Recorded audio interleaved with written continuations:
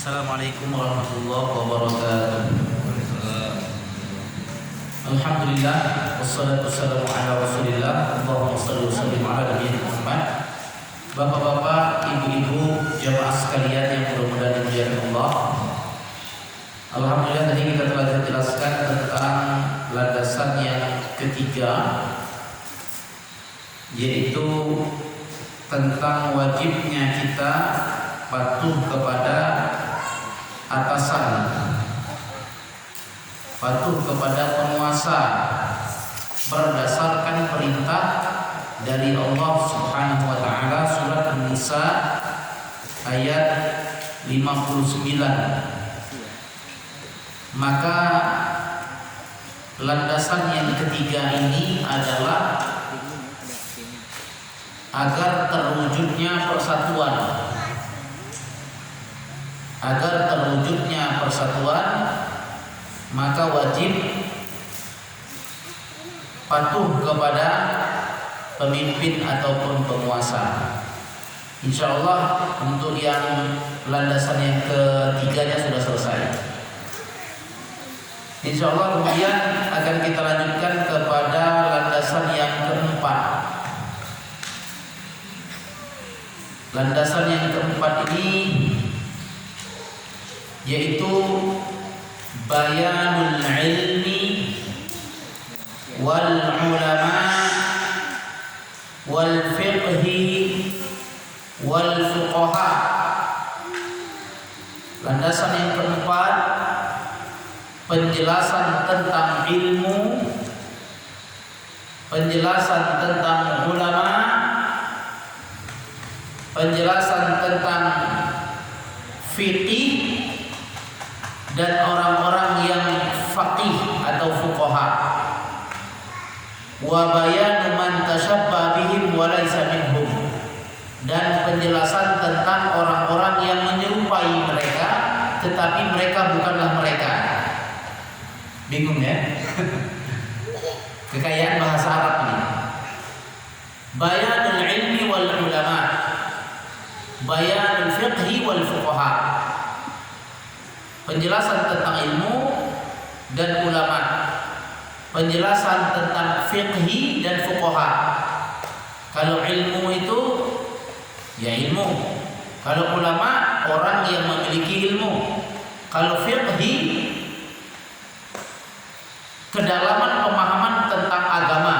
Kan dalam Al-Quran ada liyatafaqahu fid din. Fiqhi itu kedalaman pemahaman dalam agama. Fuqaha orang-orang yang dalam pemahamannya terhadap agama. Secara harfiah seperti itu.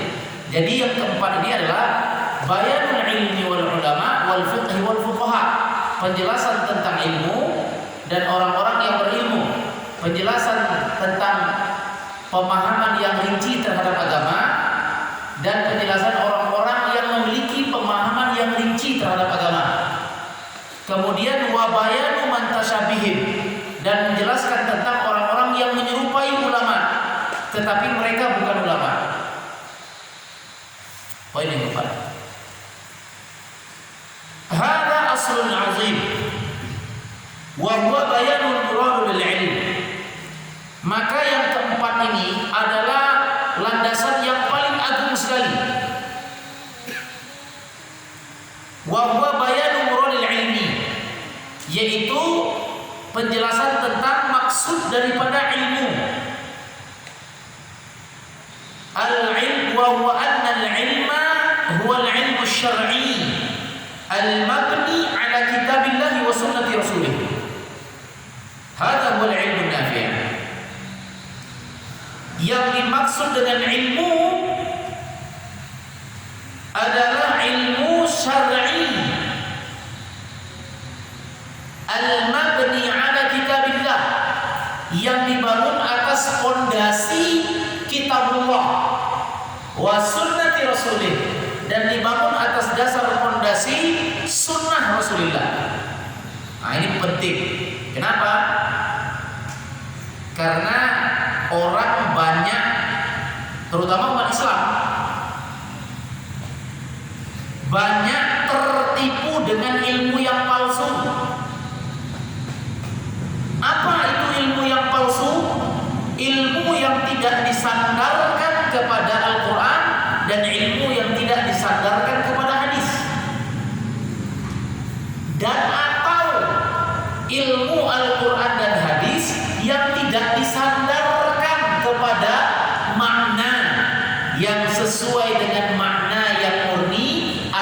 dasar pemahaman Rasulullah, sahabat dan tabi'in.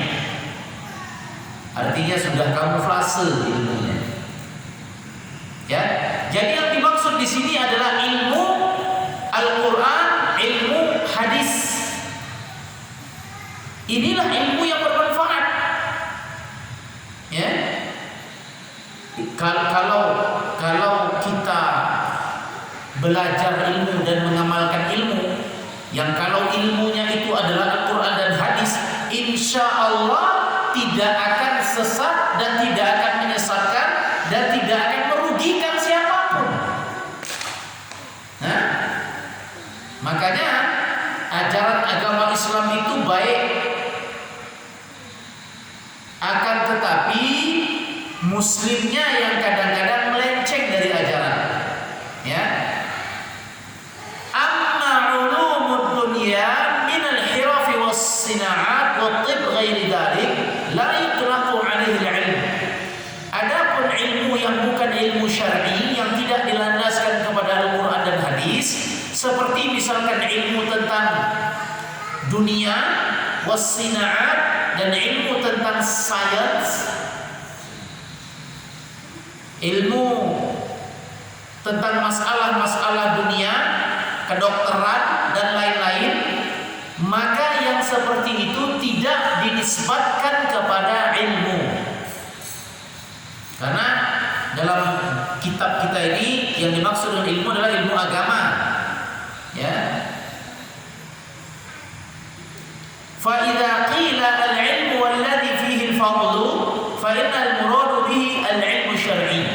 Apabila disebutkan kepada engkau ada keutamaan ilmu, maka secara mutlak yang dimaksud dengan keutamaan ilmu itu adalah ilmu syar'i, ilmu agama. Ya, adapun ilmu dunia, ilmu tentang sains, ilmu tentang apa namanya ini, hal-hal yang berbau modern ini, iya, itu yang saya maksud. Ilmu tentang teknologi, ya, sains dan lain-lain, maka dalam pandangan syariat agama, ulumun mubahah, ilmu yang boleh dipelajari, tidak terlarang. Pendidikan nasional silahkan, tidak masalah. Tapi kata Ustaz Syafiq, pendidikan nasional tidak membatalkan kewajiban kita belajar agama. Ya. Kemudian intinya di sini adalah ilmu Al-Quran dan juga yuradu bihi al-ilmu hadis. Dan juga di sini disebutkan bahwa yang dimaksud ilmu syar'i adalah ilmu hadis Nabi sallallahu alaihi wasallam. Nah, ya. Kita sering nih terperangkap dengan statement yang dianggap ilmu. Kita sering terperangkap dengan statement yang dianggap ilmu, baik itu dalam masalah ibadah ataupun dalam masalah muamalah sosial. Dalam masalah ibadah misalkan apa? Dalam masalah ibadah. Dalam masalah ibadah misalkan, mohon maaf, sering kita terjebak ya. Usolli fardhus subhi raka'ataini mustaqbilal qiblati ada'an lillahi ta'ala. Bisakah dikatakan itu ilmu? Tidak. Karena kita tidak tahu sumbernya itu dari siapa. Dari Al-Quran bukan, dari hadis pun bukan, dari Imam Syafi'i pun bukan. Dari siapa? Allahu a'lam bishawab. Cuma yang jelas kalau bapak-bapak baca di dalam buku apa ya, panduan, ada buku yang sifat sholat Nabi versi CV Surabaya itu apa? Tata cara sholat. Tata cara sholat ya. Judulnya apa ya? Lupa. Tuntunan sholat lengkap. Tuntunan sholat lengkap itu penerbitnya CV Surabaya. Itu tidak ada yang ilmu dalamnya. Silakan lihat. Cara bertakbir dibuatnya gambar orang seperti ini, kemudian dibuatnya nomor. Cara bertakbir lihat nomor 2. Jadi landasan takbirnya gambar, tidak ada landasan hadisnya, tidak ada. Berbeda dengan buku Sifat Sholat Nabi karya Syekh Muhammad Nasiruddin Albani. Dari takbir sampai salamnya pasti ada hadis dan perkataan sahabat. Silahkan baca buku Sifat Sholat Nabi. Jadi yang namanya ilmu adalah yang disandarkan kepada Al-Quran. Itu dalam masalah ibadah banyak sekali. Dalam masalah muamalah ini banyak sekali ya. Seperti fitnah-fitnah yang terjadi di zaman kita sekarang ini. Kan banyak yang mengatasnamakan agama, padahal tidak ada landasan Al-Quran hadisnya, atau berlandaskan Al-Quran hadis tetapi maknanya di sabotase, tidak lagi dengan makna atas dasar pemahaman Rasulullah dan sahabat serta tabi'in, tetapi sabotase oleh orang-orang yang sekarang sehingga berdasarkan kepentingan. Nah, intinya bahwa yang namanya ilmu yang disandarkan kepada Al-Quran dan hadis. Dalam masalah muamalah, contoh realnya misalkan an-nazafatu minal iman. Bersih itu bagian daripada iman. Benar itu? Salah. Itu hadis palsu. Dalam agama kita haram beramal dengan hadis palsu. Haram dengan beramal hadis yang lemah. Dan diancam oleh Rasulullah, man kadzdzaba 'alayya muta'ammidan falyatabawwa maq'adahu 'alan nar. Barang siapa yang berbohong atas namaku, dia menyandarkan perkataan kepadaku tetapi bukan perkataanku, maka tempatnya di dalam neraka. An-nazafatu minal iman dan lain-lain. Maka kalau bapak-bapak sekalian periksa di YouTube, kebanyakan ustadz-ustadz zaman sekarang itu minim sekali dengan dalil. Kalaupun ada, maknanya sudah disabotase sesuai kepentingan.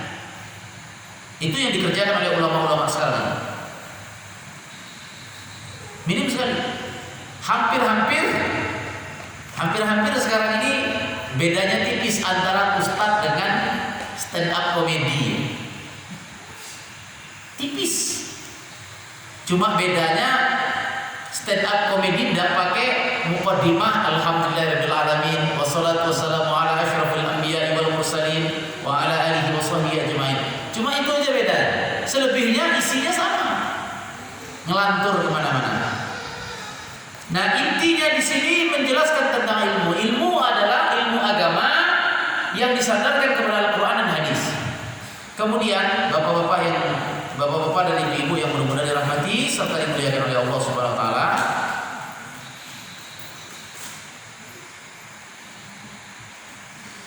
Maka adapun ulama, tadi ilmu sudah penjelasannya. Maka adapun ulama seperti yang difirmankan oleh Allah, Fatir ayat 28. Allah berfirman, "Innama yakhsyallaha min ibadihi al-ulama." Bahwa orang-orang yang takut kepada Allah adalah para ulama, orang yang berilmu. Siapa mereka yang orang-orang apa itu? Siapa itu ulama? Nah, ini dia. Perhatikan. Al-ulama ulama'us syar'i alladziina ya'rifuna Allah 'azza wa jalla. Yang namanya para ulama adalah orang yang memahami ilmu agama, yang dengan ilmu itu mereka mengenal Allah. Mengenal Allah.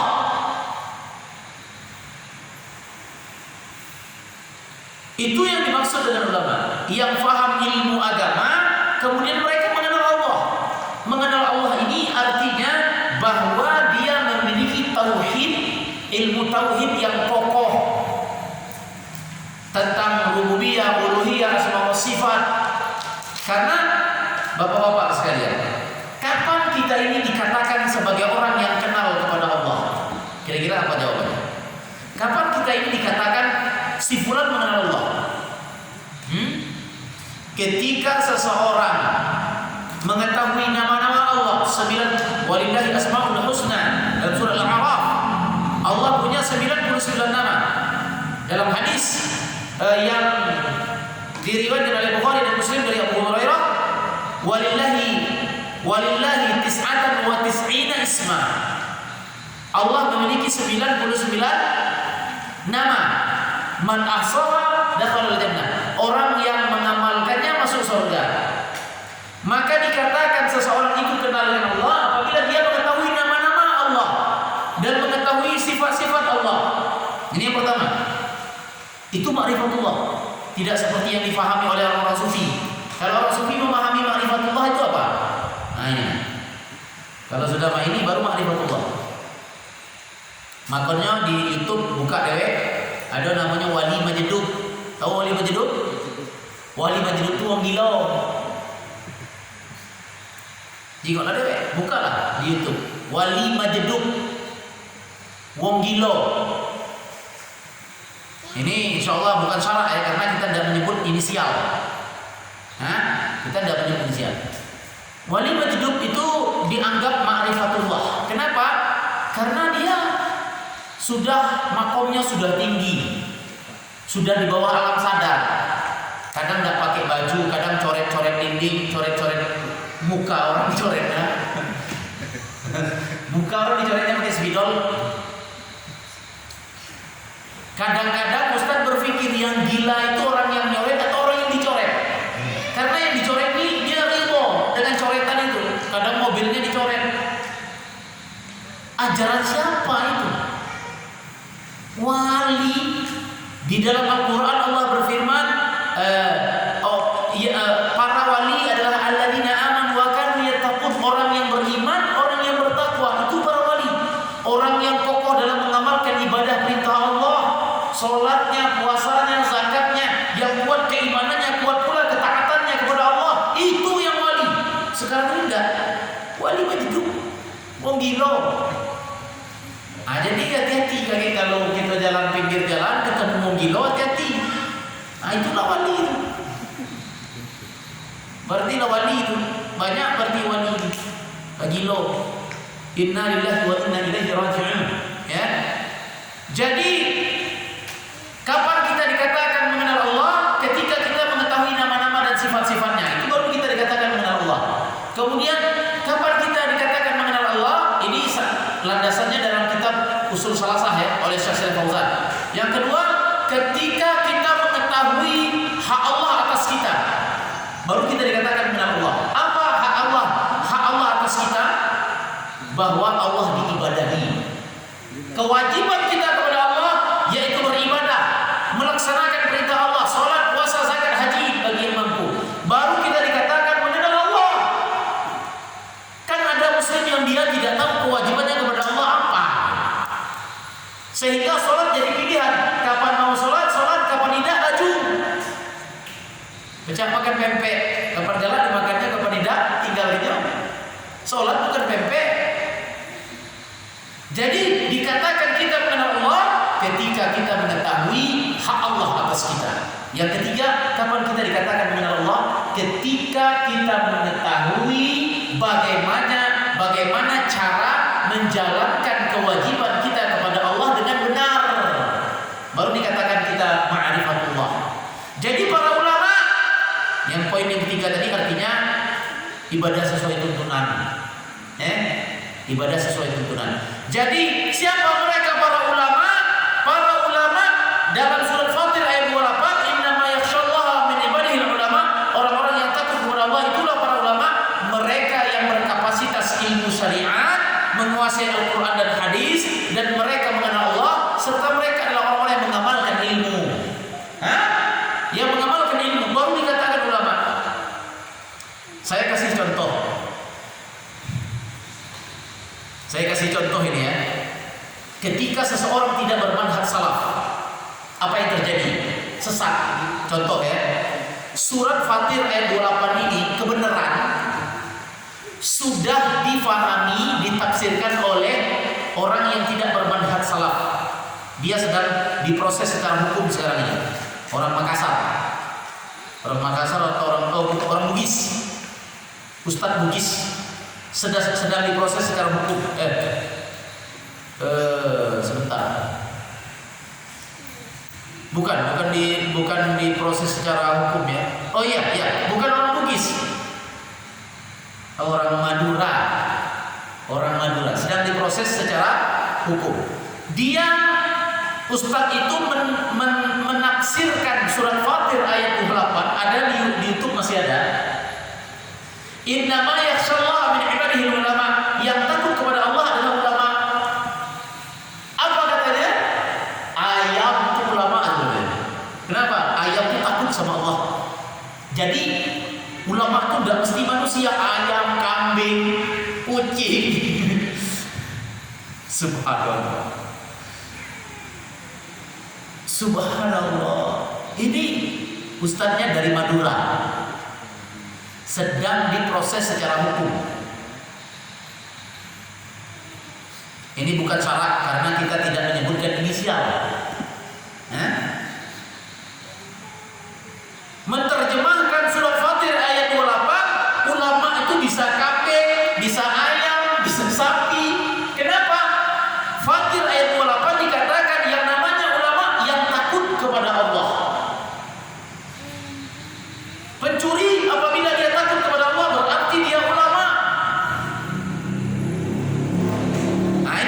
Akibat tidak bermanhaj salaf, mengambil dalil Al-Quran, mengambil dalil hadis, tetapi menyabotase makna dalil, tidak mengembalikan kepada makna salaf, makna yang terdahulu atas dasar pemahaman sahabat dan tabi'in, orang-orang yang faham terhadap dalil. Ya, ini yang disebut dengan ulama. Kemudian barangkali untuk kalau kita lanjutkan materinya nanti nanggung, kita cukupkan ilmu dan ulama dulu. Insyaallah pertemuan berikutnya masih poin yang keempat, yaitu menjelaskan fiqih dan fuqaha serta orang-orang yang menyerupai ulama tetapi mereka bukan ulama. Akan kita jelaskan nanti. Barangkali ini yang bisa kita sampaikan. Kalau ada pertanyaan kita persilakan. Kalau ada pertanyaan silakan.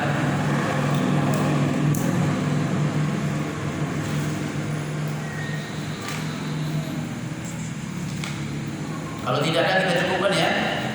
Jazakumullah khairan. Terima kasih banyak. Mohon maaf atas segala kekurangannya. Terima kasih atas segala perhatiannya. Subhanakallah wa bihamdika asyhadu an la ilaha illa anta astaghfiruka wa atubu ilaik. Assalamualaikum warahmatullahi wabarakatuh. Afwan, ini baru terbaca ya. Tidak apa-apa, kajiannya sudah ditutup, tapi kita masuk ke sesi tanya jawab.